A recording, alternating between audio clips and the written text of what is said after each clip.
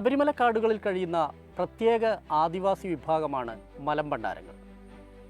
മലമ്പണ്ടാരങ്ങളുടെ സ്ത്രീകൾ മാസമുറക്കാലത്ത് താമസിക്കുന്ന കൊച്ചു കുടിലാണ് വാലായ്മപ്പുര. ആ വാലായ്മപ്പുരയോളം മനുഷ്യർ ചെറുതായിക്കൊണ്ടിരിക്കുന്നുണ്ടെങ്കിൽ അത് മലമ്പണ്ടാരങ്ങളാണ്. അവരെക്കുറിച്ചാണ് നമ്മൾ അന്വേഷിക്കുന്നത്. വനാന്തരങ്ങളിലെ നിഗൂഢമായ വഴിത്താരകളിൽ നിഴലായി മാറിയ ഗോത്രജനത, കാടിൻ്റെയും കാട്ടാറിൻ്റെയും മക്കൾ.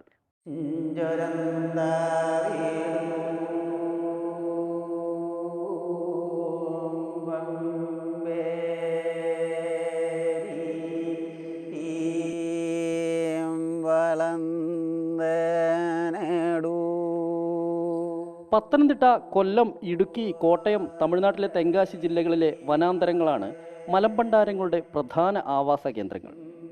ആങ്ങമൊഴി മുതൽ ഗവി വരെയുള്ള സഞ്ചാരപഥങ്ങളിൽ ഈ ഗോത്രജനതയുടെ നിത്യസാന്നിധ്യം അറിയാൻ കഴിയും. സഞ്ചാരപ്രിയരായ കാട്ടോടികളുടെ ജീവിത വഴികളിപ്പോൾ ദുർഘടമാണ്. ഋതുഭേദങ്ങളോടിണങ്ങി അനുയോജ്യമായ വാസസ്ഥലികളിൽ ഇവർ കഴിയുന്നു. ഗുഹകളിറങ്ങുന്നവർ വനാതിർത്തികളെയാണ് പ്രധാനമായും ആശ്രയിക്കുന്നത്. ദുരിതങ്ങളുടെ പെരുമഴക്കാലമാണ് ഇവരുടെ അതിജീവന വഴികളിലെ പരീക്ഷണകാലങ്ങൾ.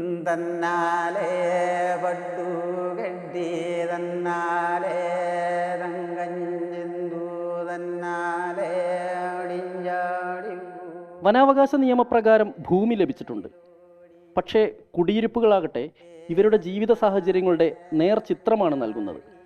മാസമുറ സമയത്ത് അടിവയറിലെ വേദന പൊത്തിപ്പിടിച്ചിരിക്കാനുള്ള വാലായ്മപ്പുരയോളമോ അതിനേക്കാൾ നേരിയ വലുപ്പമോയുള്ള കുടിലുകളാണ് തല ചായ്ക്കാനുള്ള ഇടങ്ങൾ.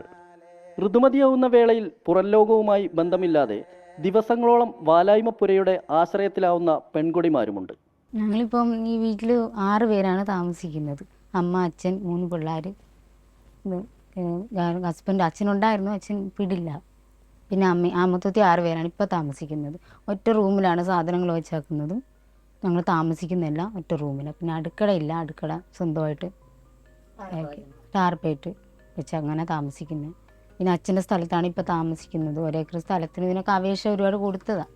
കൊടുത്തിട്ട് ഇതുമായിട്ടൊന്നും റെഡി ആയിട്ടില്ല. ഞങ്ങൾ പല സ്ഥലത്തും ഇങ്ങനെ വീടും വെച്ച് ഇങ്ങനെയൊക്കെ. പുകയിലയും വസ്ത്രവും നൽകി ഇഷ്ടമുള്ള പെണ്ണിനെ മംഗലം ചെയ്യാൻ പുരുഷന്മാർക്ക് അവകാശം നൽകുന്നുണ്ട്. ഋതുവായ പെണ്ണിന് ഇഷ്ടമുള്ള പുരുഷനോടൊപ്പം കഴിയാൻ ഊരുമൂപ്പൻ അനുഗ്രഹിക്കുന്നുമുണ്ട്. 2000-ന് താഴെ മാത്രമാണ് മലമ്പണ്ടാരങ്ങളുടെ ജനസംഖ്യ. ഇടങ്ങൾ കുറഞ്ഞ് വാലായ്മപ്പുരകളോളം ചെറുതായപ്പോൾ വംശവർധനയ്ക്ക് താളം കണ്ടെത്താതെ ചുരുങ്ങിപ്പോയ മനുഷ്യർ. സർക്കാരിൻ്റെ ഭവന പദ്ധതികൾക്ക് പുറത്തായ ഗോത്രജനതയ്ക്ക് മനസാക്ഷി മരവിക്കാത്ത, കരുണ വറ്റാത്ത മനുഷ്യർ നിർമ്മിച്ചു നൽകുന്ന ഭവനങ്ങളാണ് ജീവിത പ്രതീക്ഷകൾക്ക് ചിറകുമുളപ്പിക്കുന്നത്. ലാഹ മഞ്ഞത്തോട് ഭാഗത്ത് വനമേഖലയിൽ താമസിക്കുന്ന മലമ്പണ്ടാരം എന്ന് പറയുന്ന the most primitive tribes in Kerala. അവർക്കാണ് നമ്മൾ 20 വീടുകൾ പത്തനംതിട്ട ഡിസ്ട്രിക്ട് ലീഗൽ സർവീസസ് അതോറിറ്റിയുടെ അവരാണ് എന്നോടിത് ആവശ്യപ്പെട്ടത്, ഇങ്ങനെ ചെയ്തു കൊടുക്കാമോ എന്ന്. അപ്പോൾ അങ്ങനെയാണ് ഇവർക്കും നമ്മൾ ഒരു വീട് ഒരു സ്പോൺസർ എന്നുള്ള രീതിയിലാണ് ഇതും ചെയ്തു കൊടുക്കുന്നത്. അപ്പോൾ അവിടെ ചെയ്യുന്ന വീടുകൾ എന്ന് പറയുന്നത് ഒരാൾ 7.5 ലക്ഷം രൂപ തന്ന വീടുണ്ട്, 8 വരെ ആകുന്നുണ്ട് നമുക്ക്. അപ്പോൾ അങ്ങനെയാണ് 2 നിലകളിലായിട്ടാണ് 2 സൈഡിൽ ബാൽക്കണിയൊക്കെ വെച്ചിട്ടുള്ള ഒരു എക്കോ ഫ്രണ്ട്ലി ഹൗസാണ് ഞാൻ അവർക്ക് വിഭാവന ചെയ്തേക്കുന്നത്. കാര്യം ആന വന്നാൽ ഇവർക്ക് സേഫായിട്ട് മുകളിൽ കയറി ഇരിക്കാം എന്ന രീതിയിലുള്ള എല്ലാ സൗകര്യങ്ങളോടും കൂടി വയറിങ് വരെ ചെയ്തിട്ട്. പക്ഷേ കറണ്ട് 4 വീടുകളിൽ കറണ്ടുണ്ട്. പക്ഷെ മറ്റുള്ള കുടിലുകളിൽ കറണ്ട് കൊടുത്തെങ്കിൽ മാത്രമേ എനിക്കത് പ്രൊസീഡ് ചെയ്യാൻ സാധിക്കത്തുള്ളൂ.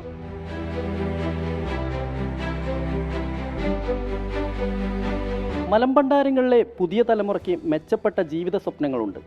കാട്ടോടികളുടെ ജീവിത വഴികളിലും കുടിലുകളിലും വാലായ്മപ്പുരകളിലും ഇരുൾ പടർന്നത് കാണാതെ പോവുകയാണ് വിവര സാങ്കേതിക വിദ്യയുടെ അനന്ത സാധ്യതയിലേക്ക് കുതിച്ചുകൊണ്ടിരിക്കുന്ന ശാസ്ത്രലോകം.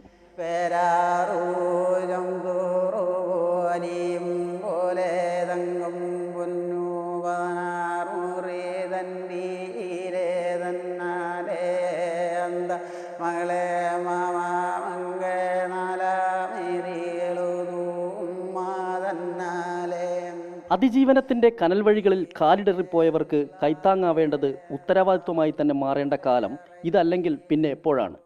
വീടും വേണം, സ്ഥലവും വേണം. 1 ഏക്കർ സ്ഥലം, അടച്ചുറപ്പുള്ള വീട്. ഞങ്ങൾക്കും എല്ലാവരും പോലെ ആഗ്രഹങ്ങളില്ലേ, താമസിക്കണം, നല്ലൊരു വീട് വേണം, ആഗ്രഹമൊക്കെ ഉണ്ട്. പിള്ളേരെ പഠിപ്പിക്കണം എന്നൊക്കെയുള്ള ആഗ്രഹം. പിള്ളേരിപ്പോൾ സ്കൂളിൽ പോകുന്നു. സ്കൂളിൽ പോകുന്നുണ്ട്. 5ലാണ്, മൂത്തോൾ 5ലും ഇളയോൾ 4ലും, മോൻ അംഗൻവാടി പോകുന്നു. തേനും വനവിഭവങ്ങളുമാണ് കാട്ടോടികളുടെ വരുമാനം. സന്തത സഹചാരികളായ നായകളിലാണ് വനജീവിതത്തിൽ ഇവർ സുരക്ഷിതത്വം കാണുന്നത്.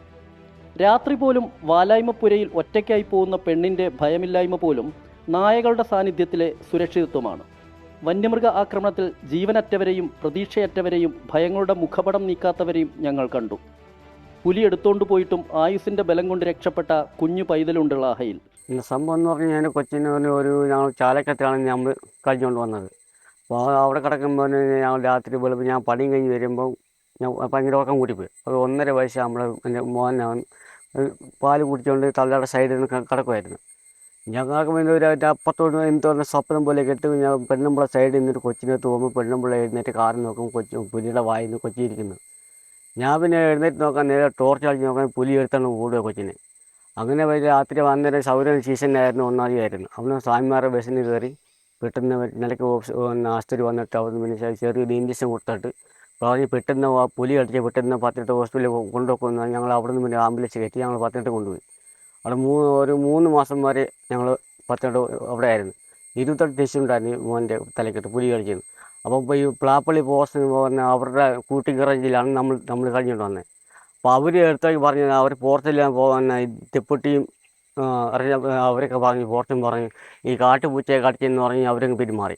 അപരിഷ്കൃതരെന്ന് മുദ്രകുത്തി മലമ്പണ്ടാരങ്ങളെ പാർശ്വവൽക്കരണത്തിന് വിധേയമാക്കുന്നതിൽ മുഖ്യധാരാ സമൂഹത്തിന് നിഷേധിക്കാനാവാത്ത പങ്കുണ്ടെന്ന കാര്യം വിസ്മരിക്കാൻ കഴിയില്ല. ചരിത്രപരമായ നീതി നിഷേധത്തിന് ഇരയായവരിൽ കാട്ടോടികൾ ബഹുദൂരം മുമ്പിലാണ്. കാടിറങ്ങാനൊന്നും മലമ്പണ്ടാരങ്ങളെ നിർബന്ധിക്കേണ്ടതില്ല. പക്ഷേ ഇവർക്കൊരു അടച്ചുറപ്പുള്ള കൂരയെങ്കിലും വേണം. ഒപ്പം തന്നെ വിദ്യാഭ്യാസത്തിനും ഉന്നത ജോലിക്കും ഇവർ അർഹരാണ്. മലമ്പണ്ടാരങ്ങളെയും മനുഷ്യരായി തന്നെ കാണണം. മലമ്പണ്ടാര വിഭാഗത്തിന് വിദ്യാഭ്യാസ രംഗത്ത് പ്രത്യേകം പ്രാധാന്യം നൽകാനുള്ള ശുപാർശകളൊന്നും ഫലം കണ്ടില്ല. സമുദായത്തിലെ പെൺകുട്ടികൾക്ക് ഉന്നത വിദ്യാഭ്യാസത്തിനുള്ള പ്രത്യേക പാക്കേജ് ഏർപ്പെടുത്തണമെന്ന നിർദ്ദേശവും ശീതീകരണയിലാണ്. വനത്തിൽ കൂര വെച്ച് കെട്ടി ജീവിക്കുന്ന നിരവധി മലമ്പണ്ടാരം കുടുംബങ്ങൾ പ്ലാപ്പള്ളിയിലും അട്ടത്തോടുമൊക്കെയുണ്ട്. വീടിന് നമ്പറില്ല, ആധാർ കാർഡില്ല, റേഷൻ കാർഡില്ല. രേഖകളില്ലാത്തതിനാൽ സ്കൂൾ വിദ്യാഭ്യാസം നിഷേധിക്കപ്പെട്ട നിരവധി കുട്ടികളെ നമുക്ക് ഊരുകളിൽ കാണാം.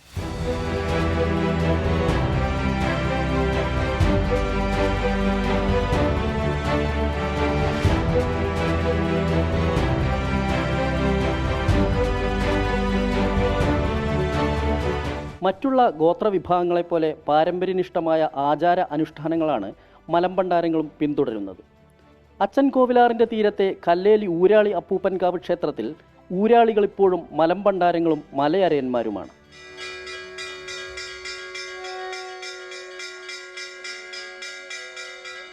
മലദൈവത്തിൻ്റെ കാവ് മാത്രമായ അപ്പൂപ്പൻകാവ് ഇപ്പോൾ കോൺക്രീറ്റ് വൽക്കരിക്കപ്പെട്ടു.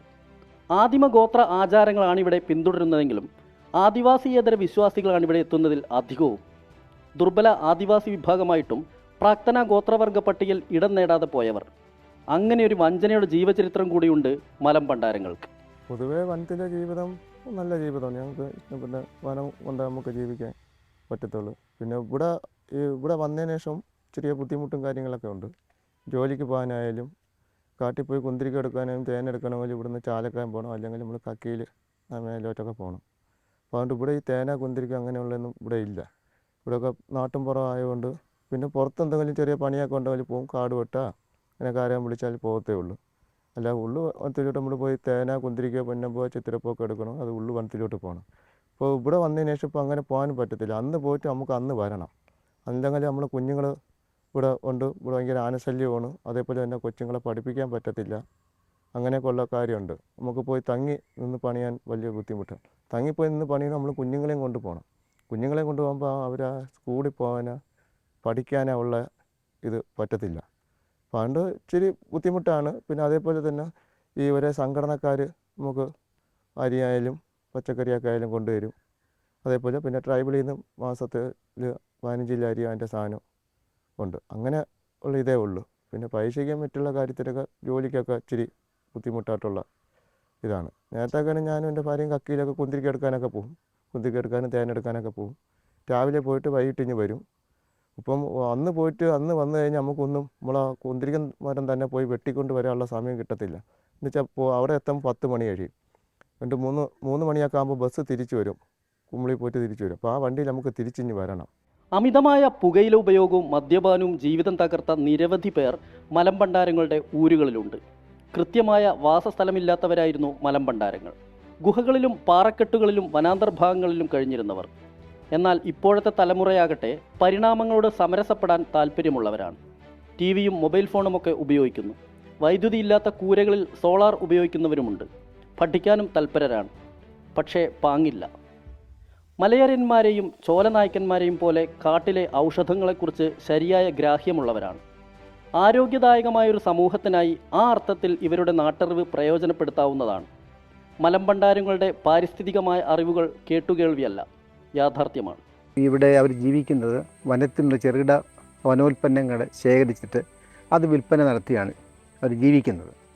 അപ്പോൾ പലപ്പോഴും അവർക്ക് അത് ലഭ്യമല്ലാത്ത സാഹചര്യത്തിൽ അവർക്ക് ആഹാരത്തിനും മറ്റും പല വിഷമങ്ങൾ നേരിടും. പക്ഷേ ഈ സാധനത്തിന് ന്യായമായ വില കിട്ടുന്നുണ്ടോ, അത് ഇടത്തരക്കാരുടെ ചൂഷണത്തിൽ ഇവർ വിധേയരാകുന്നുണ്ടോ എന്ന് ബന്ധപ്പെട്ട ഡിപ്പാർട്ട്മെൻറ്റ് പരിശോധിക്കുകയും അതിന് ന്യായമായ വില ഇവർക്ക് കിട്ടാനുള്ള സംവിധാനങ്ങൾ ഒരുക്കുകയും വേണം. ജനപദങ്ങളുടെ പകർന്നാട്ടങ്ങളിൽ മലമ്പണ്ടാരങ്ങളുടെ ചരിത്രം അവ്യക്തമായി പ്രതിഫലിച്ചു കാണുന്നുള്ളൂ. ആസ്ട്രലോയിഡ് വിഭാഗത്തിൽപ്പെട്ടവരാണ് മലമ്പണ്ടാരങ്ങളെന്നാണ് നരവംശാസ്ത്ര പഠനങ്ങൾ പറയുന്നത്. ആചാരവേഷാദികളിലും ശരീരഘടനയിലും സംസ്കാരത്തിലും വൈവിധ്യമുള്ള മലമ്പണ്ടാരങ്ങൾ ഇനി എത്ര കാലം ഉണ്ടാകുമെന്നറിയില്ല. വംശമറ്റില്ലാതായ കൊണ്ടകപ്പൂസ് പോലുള്ള ആദിവാസി വിഭാഗങ്ങൾ ചരിത്രത്തിൽ എവിടെയും ഇടം നേടാതെ പോയത് നമ്മുടെ മുമ്പിലുണ്ട്. ഇക്കാലമത്രയും ഭൂമിയിൽ ജീവിച്ചതിൻ്റെ അവശേഷിപ്പായി മാറുകയാണ് മലമ്പണ്ടാരങ്ങളുടെ നിഴലുകൾ. കാട്ടിൽ ജീവിച്ചതുകൊണ്ട് മാത്രം ഇവർക്ക് നീതി നിഷേധിക്കപ്പെടേണ്ടതുണ്ടോ? വിദ്യാഭ്യാസപരമായും സാമ്പത്തികപരമായും സാമൂഹ്യപരമായും പിന്നോക്കം നിൽക്കുന്ന ഒരു വിഭാഗത്തോട് ഇത്തരത്തിലുള്ള അനീതി എന്തിനാണ് മുഖ്യധാരാ സമൂഹവും നമ്മുടെ ഭരണകൂടവും കാണിക്കുന്നത്? എന്തായാലും മലമ്പണ്ടാരങ്ങളുടെ അതിജീവനത്തിന് വേണ്ടിയുള്ള ശക്തമായൊരു ഇടപെടൽ എല്ലാ ദിക്കിൽ നിന്നും ഉണ്ടാവേണ്ടതുണ്ട്. ലോകത്തെവിടെയായാലും ഏത് സമയത്തും 24 വാർത്തകളും ഓഗ്മെന്റഡ് റിയാലിറ്റി പാക്കേജുകളും എക്സ്പ്ലെയിനറുകളും വിശദമായി കാണാൻ ഞങ്ങളുടെ യൂട്യൂബ് ചാനൽ നിങ്ങൾക്ക് സബ്സ്ക്രൈബ് ചെയ്യാം.